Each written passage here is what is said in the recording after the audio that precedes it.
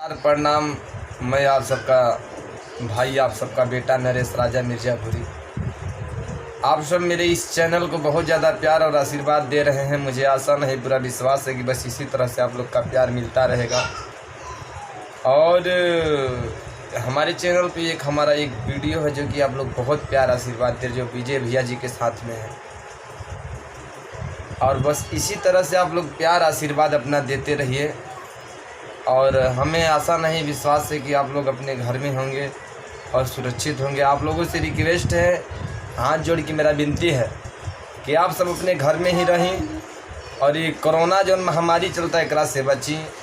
और mask sanitiser के प्रयोग ज़रूर करें और बाहर ज़्यादा ना घूमें, ज़रूरत ही काम से बाहर घूमें। कहें कि महामारी जो कोरोना महामारी में पूरा तरह से पैर पसार चुकल बा।